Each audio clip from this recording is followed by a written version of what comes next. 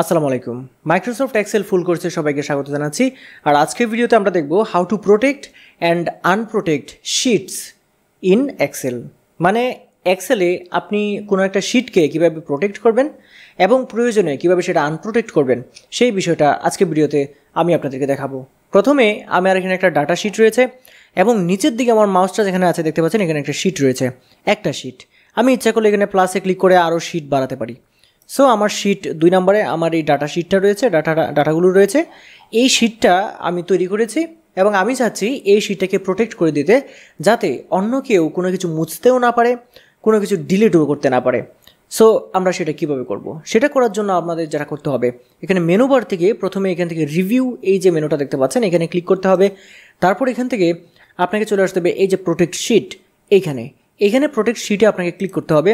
Protect শিটে click করার পরে এইখানে দেখতে পাচ্ছেন যে এইখানে সবগুলো অপশন চলে আসছে।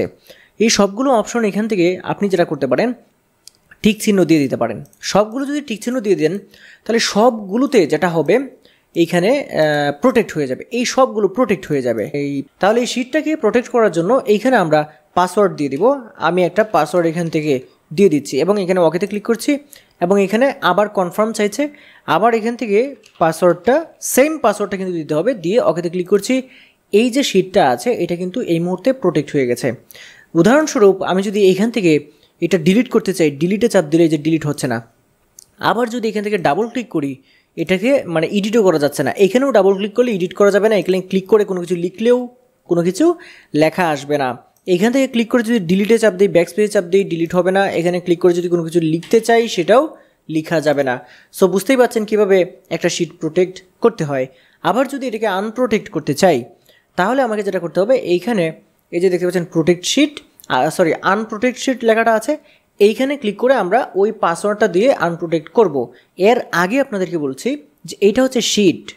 আমি যদি এই ওয়ার্কবুক অর্থাৎ সম্পূর্ণ যেটা আছে, এই ওয়ার্কবুকে শিট বেশি থাকতে পারে, এখানে 3টা শিট থাকতে পারে, 4টা শিট থাকতে পারে, 10টা শিট থাকতে পারে।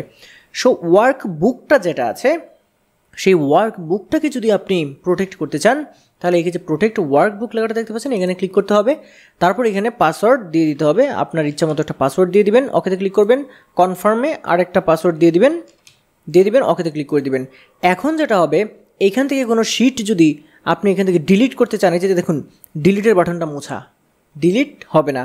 এখান থেকে কোনো শিট যদি ডিলিট করতে চান অথবা রিনেম করতে চান, করতে পারবেন না। কারণ কি, এটা এই ওয়ার্কবুকটাও কিন্তু আপনি প্রোটেক্ট করে ফেলেছেন এবং এই শিট থেকে কোনো কিছু ডিলিট তো করতে পারবেন না, শিট তো অলরেডি প্রোটেক্টই করা।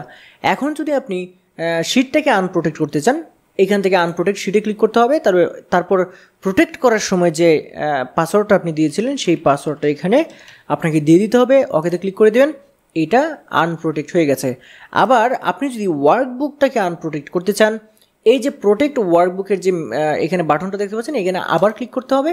এই যে দেখতে পাচ্ছেন আনপ্রোটেক্ট ওয়ার্কবুক। এখন এই ওয়ার্কবুকটা যখন আমরা প্রোটেক্ট করেছিলাম তখন যে পাসওয়ার্ডটা দিয়েছিলাম সেই পাসওয়ার্ডটা আবার এখানে দিতে হবে। যদি ভুলে যান তাহলে কিন্তু আপনি সেটাকে আনপ্রোটেক্ট আর করতে পারবেন না। ওকেতে দিয়ে দিলাম, এটা আনপ্রোটেক্ট হয়ে গেছে। এখন দেখুন এই শিটে এসে রাইট বাটনে ক্লিক করে যে ডিলিটের অপশন আসছে, এইখানে শিটে এসে রাইট বাটনে ক্লিক করলে রিনেম আসছে, মুভ কপিও আসছে, ডিলিটও আসছে। সো আশা করি আপনারা বুঝতে পেরেছেন যে কীভাবে how to protect and unprotect workbook or worksheet in Excel. আশা করছি আজকের এই ভিডিওটা আপনাদের ভালো লেগেছে। যদি ভিডিওটা ভালো লাগে অবশ্যই ভিডিওটা লাইক করে দেবেন এবং শেয়ার করে দেবেন। আর হ্যাঁ, আপনি যদি আমার চ্যানেলে নতুন হয়ে থাকেন তাহলে চ্যানেলটি সাবস্ক্রাইব করে রাখবেন। আজকের ভিডিও এ পর্যন্তই। আল্লাহ হাফেজ।